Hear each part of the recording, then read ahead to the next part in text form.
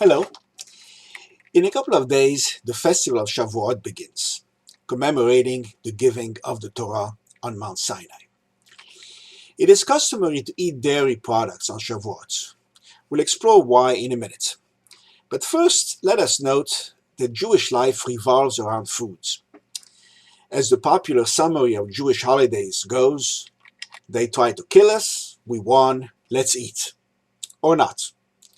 Indeed, Jewish life alternates between feast and fast. The Jewish year begins with Rosh Hashanah. That's a feast. Then Tzom Gedalia. That's a fast. Followed by more fasting on Yom Kippur. Then feasting on Sukkot, more feasting on Hoshana Rabbah, then wild feasting on Simchat Torah. Then comes the month of Heshvan. No feasts or fasts for a whole month. You've got to learn to live with it. Then comes Hanukkah, when you eat a lot of potato pancakes. Then the fast of the 10th of Tevet, when you do not eat potato pancakes. Then a feast on Tu B'Shvat, followed by a fast on the fast of Esther. Eat Ham and Tashen on Purim, then do not eat Ham and Tashen on the fast of the firstborn or on Pesach. On Shavuot, enjoy a dairy feast of cheeses and blintzes, but refrain from them on the fast of the 17th of Tammuz. On Tisha B'Av, don't even think about eating or feasting. Then comes the month of Elul, which ends the cycle, and you go back to square one. Back to Shavuot. What is the origin of the custom of eating dairy on Shavuot? It is not ancient. The earliest source is probably Kol Bo, a 13th century opus on Jewish law. It says, there is an established custom to eat honey and milk on Shavuot, since the Torah is compared to honey and milk, as it is written in the Song of Songs, honey and milk are under your tongue, unquote.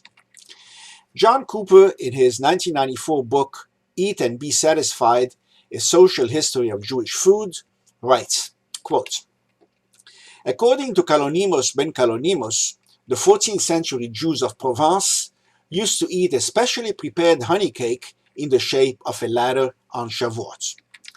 Later in Germany, the cake was made with 7 rungs, symbolizing the 7 spheres rent by the Almighty when he descended to give the law.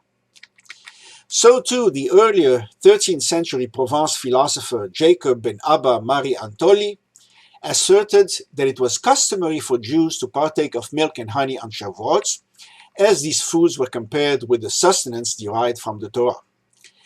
In Central and Eastern Europe, dairy foods replaced the honey cake of Provence on Shavuot, partly because there was an abundance of milk at this time of year, and partly because dairy dishes were the standard festive foods at that time of year in several parts of Germany. There are also mystical reasons. The book Hag HaShavuot says, quote, why is Torah likened to honey and milk?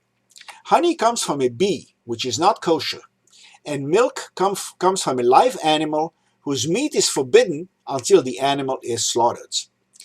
Both honey and milk, therefore, alludes to the power of Torah, which can transform a solid soul into one of holiness and purity. Also, the gematria of milk, halav in Hebrew, is 40.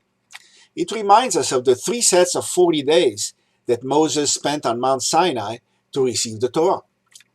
There were also 40 generations from Moses, who recorded the written Torah, to Ravina and Rav Ashi, who wrote the final version of the oral Torah, the Talmuds. Finally, the Talmuds begins and ends with the letter Mem, which has a gematria of 40. The Midrash notes that Mount Sinai is also known as Har Gavnunim, the mountain of majestic peaks. The Hebrew word for cheese is Gevina, which has the same roots. Gevina has a gematria of 70, corresponding to the 70 faces of Torah. Also, before the Torah was given to the Israelites in the desert, the laws of Shechita, the ritual slaughtering of animals, were not known. So to be on the safe side, they simply ate dairy meals. Another reason, receiving the Torah was like being born again, so we celebrate by eating baby foods, namely milk. Finally, the Torah says in the book of Numbers, Mincha Hadasha leHashem beShavuotechem. On your holiday of Shavuot, when you offer new grain to God, etc. The initials of the 4 Hebrew words spelled mehalav, from milk, pointing to eating dairy on Shavuot. Sephardic Jews, however, differ somewhat in that they eat both dairy and meat on Shavuot. Rabbi Ovadia Yosef, who used to be chief Sephardic rabbi of Israel, wrote in 1964, quote, "Our custom is to eat some dairy, and after rinsing out our mouths, we eat meat. It is a mitzvah to eat meat on Yom Tov, to fulfill the obligation of being happy on the holiday, because there is no happiness unless there is meat." Quote, unquote. So the meat meal follows the milk meal. These 2 meals represent the 2 loaves of bread formerly offered in the bikurim, or first fruit services, at the temple service on Shavuot. The Talmud in Tractate Makot says that the Torah has 365 negative commandments, corresponding to the 365 days of the year. The Zohar adds that they are matched 1 for 1. So which is Shavuot? The Torah gives the answer. Bring bikurim, first fruits, to God's holy temple. Don't cook a kid in its mother's milk. Unquote. Why are these 2 commandments side by side? Well, the first day for bringing bikurim is Shavuot. In fact, the Torah calls Shavuot Hag HaBikurim, the holiday of bikurim. So the second half of that verse is the negative commandment corresponding to Shavuot. Thus, on Shavuot, we eat 2 meals, 1 of milk and 1 of meat, taking care not to mix the 2. Also, we do not use the same loaf of bread for a meat meal and then later at a milk meal, lest some of the meat splatters on the bread. The Jews of Aleppo, Syria, had the custom of eating a light dairy meal on the first night to facilitate staying up all night studying, as is the custom on Shavuot. The Jews of Egypt, like myself, had the custom of eating geese in a local herb soup called molocheia. There is also the custom of serving the 7 species of produce that are native to Israel: barley, wheat, dates, figs, olives, grapes, and pomegranates. The rabbi said it's because they contain 613 seeds, the number of commandments in the Torah. As mentioned earlier, the custom of eating dairy on Shavuot is not ancient. The Talmud does record eating meat on Shavuot. Here's a quote. On Shavuot, Rabbi Yosef would say, "Prepare me a third-born calf, the best kind," saying, "If it were not for the influence of this day, how many Yosefs would there be in the marketplace?" Meaning, I would be just an ordinary person, not learned in Torah, which was given on this day. Another instance in the Talmud, Tractate Hagiga. Rabbi Yohanan said, if a man set aside 10 beasts for his festal offering, and he offered 5 the first day of the festival, he may offer the other 5 on the second day of the festival. In fact, the sages had a saying, En simcha illa bebasar veyayin. There is no rejoicing except with meat and wine. This is a custom, not a law. Exceptions are that mourners may not consume meat or wine, and one must eat dairy only on the 9 days before Tisha B'Av, except on Shabbat. The Talmud makes the intention of the saying clear. Quote, the sons of Rav Papa Bar Abba asked Rav Papa, "We have meat and wine every day, so how shall we mark a change?" He answered, "If you are accustomed to have dinner early, postpone the meal. If you are accustomed to have dinner late, have the meal earlier." In other words, do something different for Shabbat and the holidays. You don't have to force yourself to eat meat or drink wine if you don't really enjoy them. And if they hurt you, there's no question that you should not have them. On a related topic, the sages decided that they will not issue decrees if the majority of the people cannot follow them. The Talmud says, quotes, our rabbis taught, when the second temple was destroyed, large numbers in Israel became ascetics, binding themselves not to eat meat or drink wine. Rabbi Yehoshua asked them, my sons, why do you not eat meat or drink wine?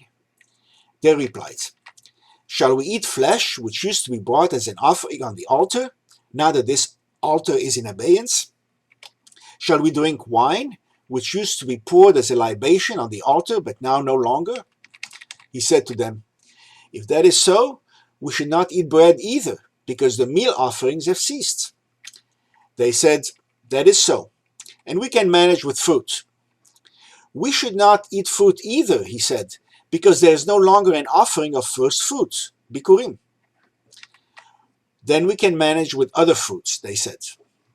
But he said, we should not drink water, because there is no longer the ceremony of the pouring of water, Simchat Bet HaShoeva, which used to be performed on Sukkot when the temple was standing. To this they could find no answer, and he said to them, my sons, come and listen to me. Not to mourn at all is impossible, because the blow has fallen. To mourn too much is also impossible, because we do not impose on the community a hardship which the majority cannot endure. The sages therefore have ruled as follows. A man may paint his house, but he should leave a small area bare. A man may prepare a full-course banquet, but he should leave out an item or two. A woman may put on all her ornaments, but leave off one or two. It has been taught, since the day of the destruction of the temple, we should logically not eat meat nor drink wine, but we do not lay a hardship on the community unless the majority can endure it. By the same logic, when the government issues cruel decrees against us and forbids to us the practice of circumcision, we should not marry and have children. But then the seed of Abraham, our father, would come to an end, and people would not accept that. Unquote. In a related vein, we're enjoined not to mix different forms of rejoicing. En me'arvin simcha besimcha. One may not mix two sources of rejoicing. For example, one may not marry during a holiday. The Talmud states, quote, one may not take a wife during the festival week as it is a rejoicing. And if it is a rejoicing, what is the problem? It is forbidden because one rejoicing may not be merged with another rejoicing. The groom abandons the rejoicing of the festival and busies himself with the rejoicing of his wife. The Torah says, and you shall rejoice in your feast, that is, in your feast, but not with your new wife instead. Ulla said, it is because the exertion required for the rejoicing of his wife prevents the groom from enjoying the festival. Unquote. However, weddings may take place on Hanukkah, Rosh Chodesh, and Purim. In fact, in some places, Jews even had a custom to specifically hold weddings on Purim. The Midrash says that Jacob and Leah married on Purim. In 1930, Rabbi Shlomo Zalman Auerbach's wedding took place on Purim, so as not to conflict with his yeshiva's learning schedule. Others disagree and do not hold weddings on Purim. So, to fully appreciate and enjoy a happy occasion, it should not be mixed with another happy occasion. Even more generally, Judaism is against all kinds of mixing. No mixing of milk and meat, no mixing of wool and linen, that's shatnez, no mixing of the holy and the secular, they're separated by the ceremony of Havdalah, no mixing of different kinds of celebration, and so forth. I believe one can even extend that notion to two-track relationships. They don't work, because once you lose one track, you lose both. But back to Shavuot proper. Go enjoy some good cheeses, Chag Sameach, and Bon Appetit.